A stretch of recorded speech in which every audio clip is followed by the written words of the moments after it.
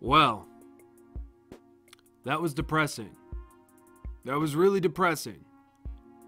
Not because I'm upset over the movie, but the movie was depressing. Alright, for those who don't care having the movie spoiled for them, here you go. Godzilla essentially does not fight Ghidorah. There is no version of Ghidorah in the movie where he is in his full final body or anything, except in dreams. That's pretty much it. Ghidorah remains to be 3 space voidy noodles that essentially just bite Godzilla, lift him up, and then Ghidorah disappears. Haruo eventually sacrifices himself and Yuko to Godzilla, acting as the final ounce of hatred for Godzilla left on planet Earth. All the remaining teams on planet Earth are now part of the To.to tribe, I believe I'm saying that right. If I'm not, just let me know. Everybody up in space in that ship is killed by Ghidorah some point through the movie, and yeah, there is no monster action within this movie. Ghidorah appears 40 minutes in, Godzilla wakes up maybe 20 to 30 minutes in, and Ghidorah is essentially defeated right at the end of the movie. So there you go. If you didn't care about watching the movie, you know the essential everythings of it. At the beginning of the movie, there's a lot of conflict between the 2 camps, the camp up in space and the camp down on Earth, because of what happened during the events of Godzilla City on the Edge of Battle. The people up in space don't quite know if they can trust Haruo. The Bilisaludo pretty much say, hey, we're committing mutiny right now, all you guys. The non-Bilisaludo, like, you know, the normal humans and everything, they're kind of like, well, we understand why Haruo did this, yada yada yada. Let's see, I'm gonna pick and choose from my notes. Most of the remaining team left on Earth switched to the Exif religion. That was a thing. Haruo's hatred is said to be the perfect prayer to summon the Exif god Ghidorah. One of the Mothra girls and Haruo kinda, you know, do stuff. Godzilla begins to wake up. The Exif begin their Ghidorah summoning by turning the humans awry. And I thought this part was really cool. When they're summoning Ghidorah and they're doing their little prayer, they say, come forth the Golden King, come forth the golden wings of demise, come forth Ghidorah. I thought that was really, really cool. And there's an element within that part of the movie where Ghidorah's actual roars are heard, but they're used more so as an ambience. You really don't actually see or hear Ghidorah roaring his roar.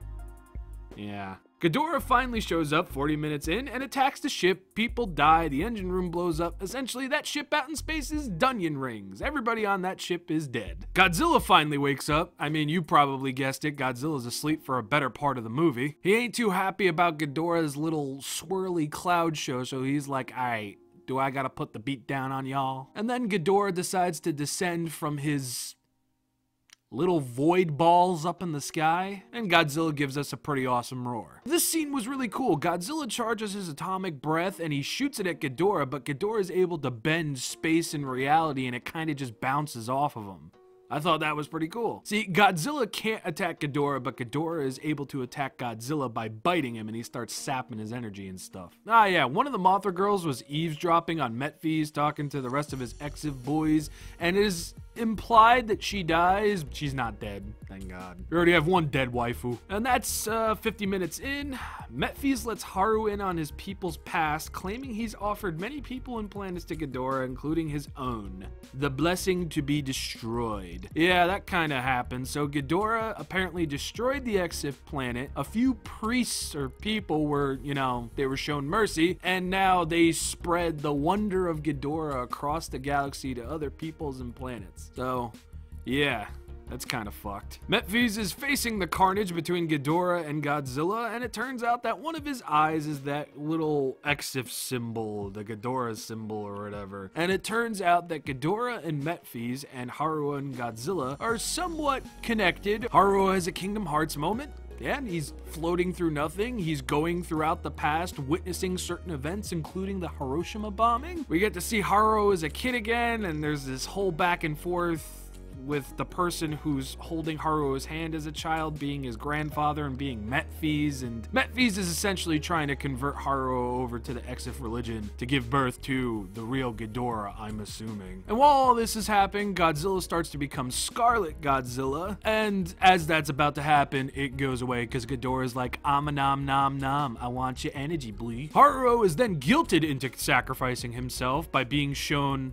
an awake Yuko and one of the main people of the drop team saying, I sacrificed myself, yada yada. Now, this is one of the cool parts of the movie. While Haruo is having his Kingdom Hearts moment with Metphies, they're watching the Hiroshima bombing. That's not the cool part. Miana or Maina, I'm not sure, leads other scientists dude to the gigantic egg, their god, and they contact Haruo, and you actually see a silhouette of Mothra, and she saves Haruo from the situation that he's in. That is the first and only time you see Mothra in this movie, and it's all a silhouette, so I doubt we'll be getting a figure of it, but I'd buy it. So while all this is happening, Haruo is essentially sleeping in Metphies' arms because he's the one that put him in his little Kingdom Hearts moment. Haruo wakes up and he literally shatters Metphies' little Ghidorah eye, and when he does that, Ghidorah starts to dissipate.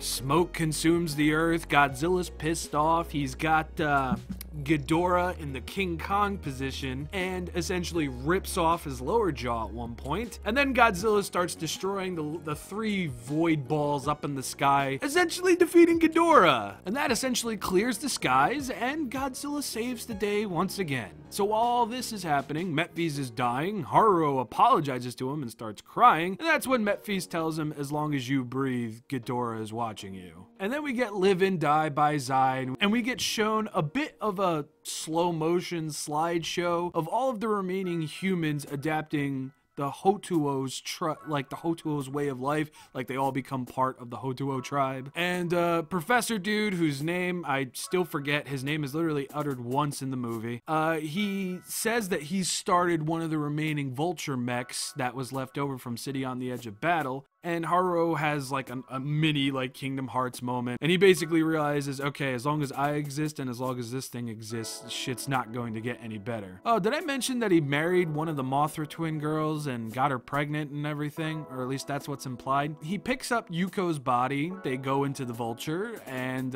he sacrifices himself to Godzilla. And the end credit scene is essentially the offspring of all of the humans and the Hotuo procreating, and they're all like, you know, little white-haired kids except for one. One has black hair, and that's Haruo's kid, and all the other kids are saying what they're scared of and that they want to be relinquished of those frights, those horrors and such, and that's how the movie ends. The movie ends with an end credit scene that really isn't too straightforward.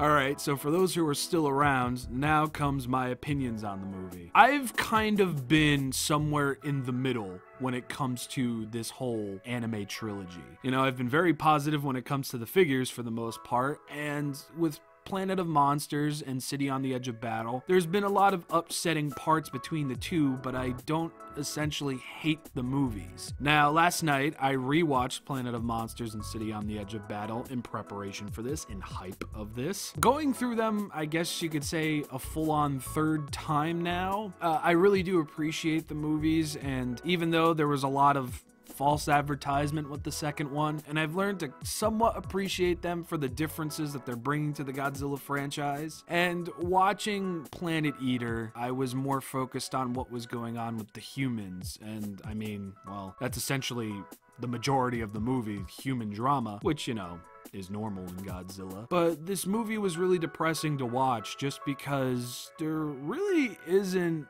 that much of a happy ending. Yet again, if you've come to now the third anime Godzilla movie expecting a monster romp, you're expecting too much. The closest thing we get to a fight in this movie is Ghidorah biting Godzilla, Godzilla beating him up and blowing up the void balls in the sky. That's essentially all you're going to get of a monster battle, but it was the human drama that really was the star of this movie. Now, I realize that it's been the star of the other two movies, but at the same time, this is probably the best the human drama's ever been Like, I felt the urgency of the moments. I felt, you know, the heart drops, the pit in your stomach of certain moments, and I think that was done very well. And hearing Ghidorah's roars as like ambience in the background leading up to Ghidorah's major appearance, I thought was really, really cool and very different. Now, Ghidorah not essentially being a singular being that you see do shit in the movie aside from just fly straight towards the camera, I wasn't expecting that. I was actually expecting to see Ghidorah in his full-on body golden see-through form, and I was actually expecting to see him and Godzilla do some stuff. But that does not happen. I know I've said that already, and even though I was expecting it, I wasn't surprised when I didn't see it. You know, full-body Ghidorah is literally exclusive to Dreams and all that other kind of stuff. But, you know, I honestly don't hate that. I really don't hate the anime trilogy either. Is it upsetting as Godzilla's essential first take in anime? Yeah, a little bit. But when it comes to the human side of things and the human drama and what's going on and how it all ultimately ends, I think the human drama was done very well. It was just, you know, Godzilla playing second fiddle and really not doing too much throughout the trilogy. But even with that, I still don't hate the anime trilogy. And I think the anime trilogy ended off pretty well with this movie. I mean, again, the lack thereof monster action, that's upsetting no matter which way you look at it. Now, I've said this throughout all of my Godzilla anime movie reviews and such, but I'm gonna say it one more time. I definitely think this should have stayed a TV show. If it was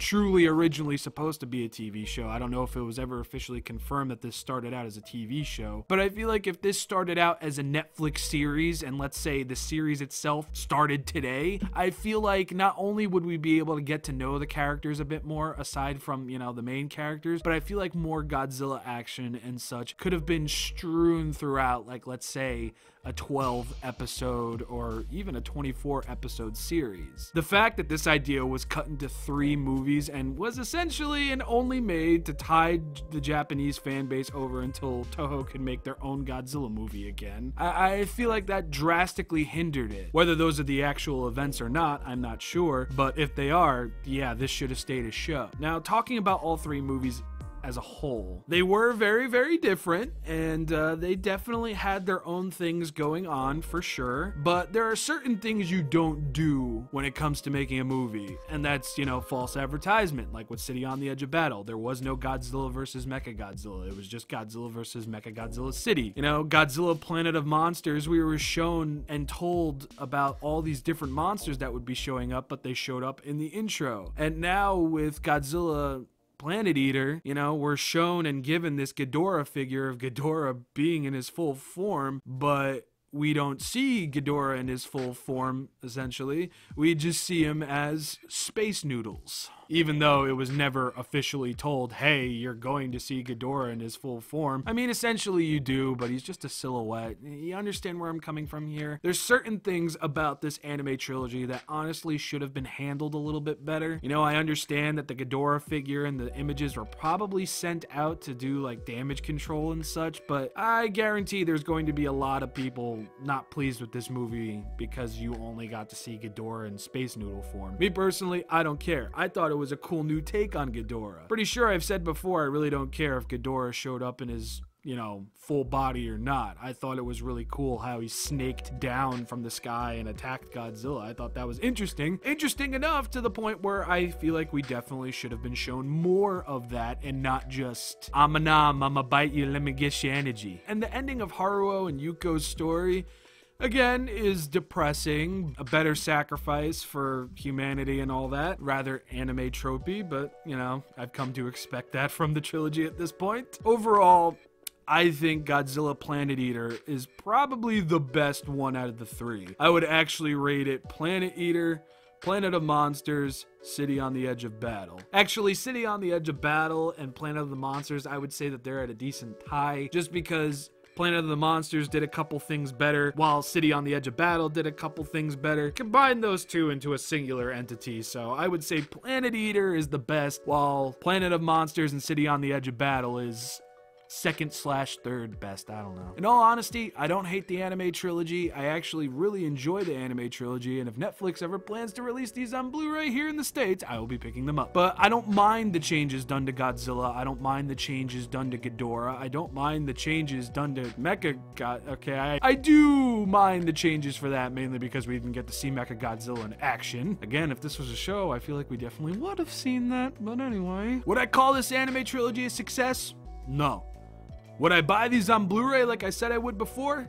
Hell yeah. This trilogy could have been handled a lot better. I understand where Toho is coming from. They want to keep the Godzilla morale up. I just wish that they kept the Godzilla morale up by waiting a little bit, waiting to release these and just releasing it as a show instead of 3 movies that I'm sure disappointed a lot of Godzilla fans, not just here in the States, but even in Japan. But anyway, those are my thoughts and opinions and my little summary on Godzilla Planet Eater. Why don't you comment down below? Tell me how you felt about Godzilla Planet Eater and the Godzilla anime trilogy overall. I enjoyed the different takes on the story and on the multiple monsters. I just wish that it was executed well.